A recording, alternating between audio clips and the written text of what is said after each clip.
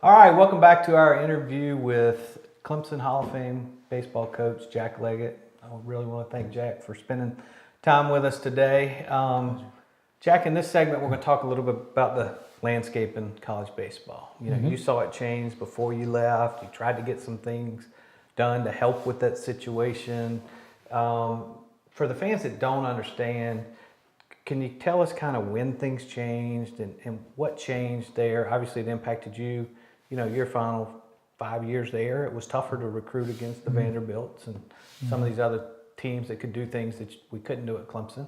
Can you talk a little bit about how that started? College baseball is a little different landscape than, say, football or basketball or volleyball. Anybody who has, full scholarships. Baseball's got the partial scholarship, so that was always a battle for us in terms of you have 11.7 scholarships. You got to divide them up amongst your players, and then you have to battle the pro college issue, where the kids kind of come to school or not come to school, and they got to balance your scholarship after their junior year. Do they sign or they don't sign, or they come back? So you're always in a balancing act. Always got your calculator with you, trying to figure out what the scholarship's going to be. So that's been difficult from day one, and it hasn't changed for any school. But there are schools that have an advantage, and some of them might be, they have great, institutional financial aid.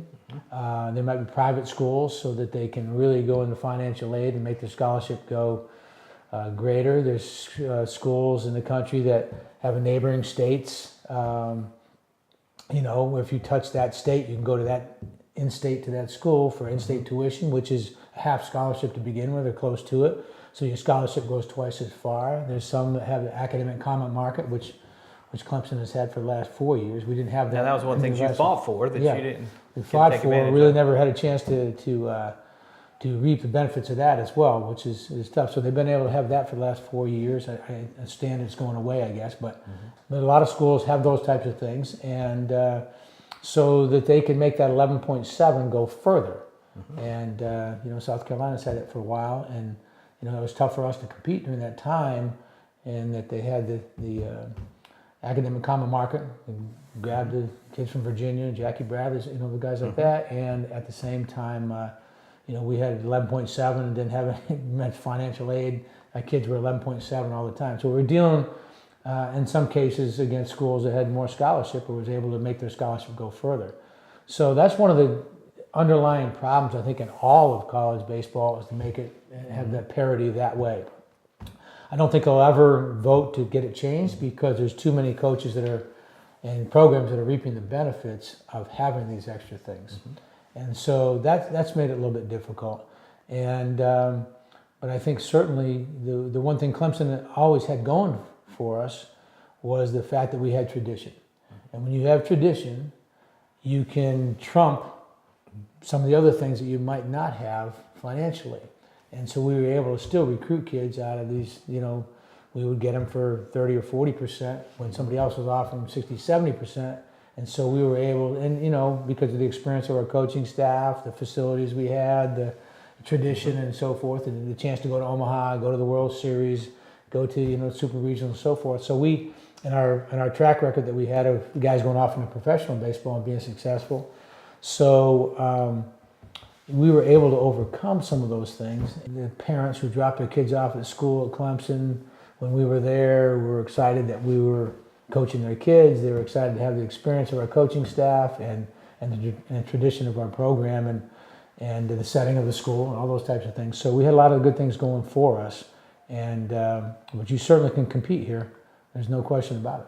The longer you go, when you're talking about that tradition, without getting back to super regionals and back to Omaha, does that make that a harder sell?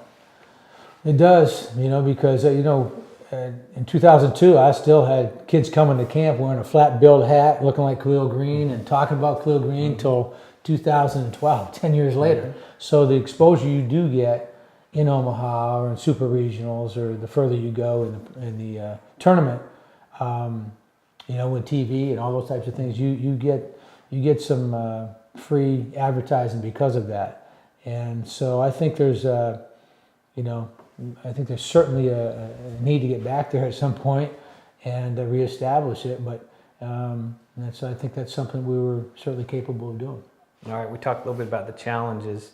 As you mentioned that last year you leave, the players you had coming in, may have been arguably your best class ever. How did you pull that together with the challenges and the landscape? Just same kind of thing. One of those kids, Cal Raleigh, his father played for me at Western Carolina, so his son always had been hearing about me through him, all his life, and wanted to play for me, and still they keep in contact. He signed, professionally with Seattle, and so I saw him out in Arizona just recently, and Jackson Coar was another kid that just wanted to play in our program, and so I think there's always going to be that lure of what Clemson's all about, because it is a really good school and it's a beautiful location and all those types of things. And now the facilities are even better than they were before. And there's still that lure that we have been to Omaha, and that we have had a lot of good players come through. And so I think there's that opportunity all the time to be in the forefront of the recruiting circuit, because of what the Clemson tradition has always been. Obviously, you talked in an earlier segment about the facility. The facility's been there now for 4 years, I guess. Common market goes away.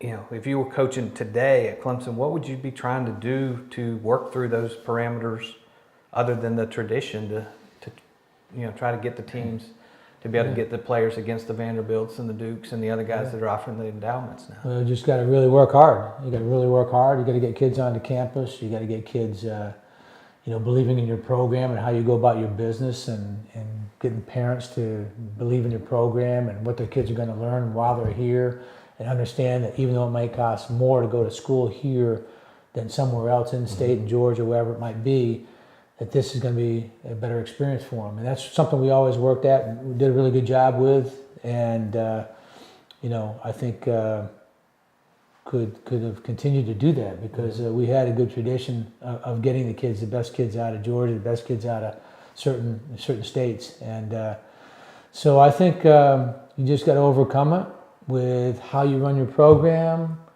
how you treat your kids, how the parents feel like they're going to, what their kids are going to get out of it when they get to Clemson, and not only the educational experience, the social experience, but also the athletic experience has got to be something that they totally believe in. It's going to allow them to come here that might be a little bit more expensive than going someplace else. Can you talk a little bit about how that plays into where you recruit players because of those limitations, because you have to go find families that can afford, if they're out of state, to pay $30,000, $40,000 a year to send their school to Clemson, or their kid to Clemson? Well, up north it's a little more expensive to go to school in general. So the kids coming down south, and the weather's better, and the schools are a little less expensive, and so there's some opportunity in some pockets that way. Georgia's close by. You got two good schools, three good schools. You got Georgia, Georgia Tech, Georgia Southern. You got some things you have to battle in Georgia, but yet they're close. It's 2 hours to the border, 2 hours from Atlanta to here. So we've always had good luck with Georgia kids. And Tennessee's a little bit tough. North Carolina, you can grab some kids from Charlotte and from North Carolina, but you got some good schools and plenty of schools in North Carolina that are grabbing these kids too. Virginia is a little bit tough, but at the same time, with the academic common market, you're able to, but now could be a little bit more difficult. Florida, sometimes the kids want to come north out of Florida, and then you got to grab all the South Carolina kids that you can that are not entrenched into going to South Carolina.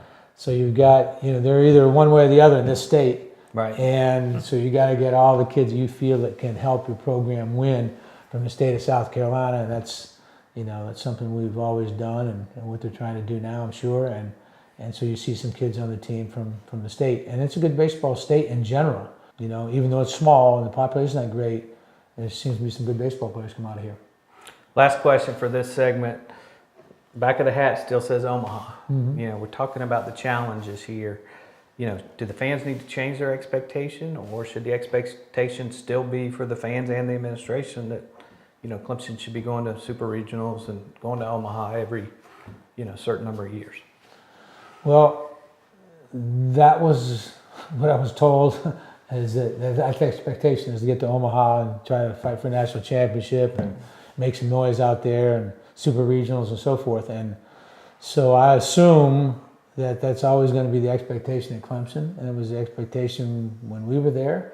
And I think that's the expectation of the fans, and unless the fans have changed, which I don't think they have, is that's always been the expectation level. And as a coaching staff, I was always disappointed if we didn't make it to Omaha. I was always disappointed, if we lost in Super Regional or didn't get to the Super Regional, whatever. But and so I would always have that expectation, and I'm sure that's what it is now. But I don't think the expectation level, from what I understood it to be, that's not going to change. It wasn't intended to be changed anyway. Great.